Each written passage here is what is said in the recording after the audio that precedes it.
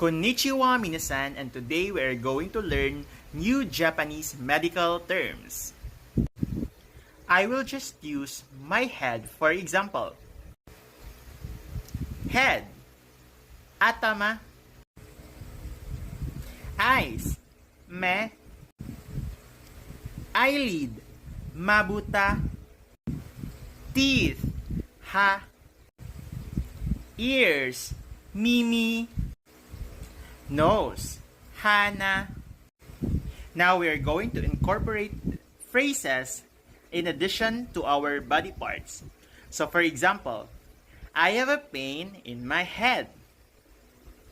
In Japanese, this translates as atama gaitai desu. Another example, I have a pain in my eyes, which translates as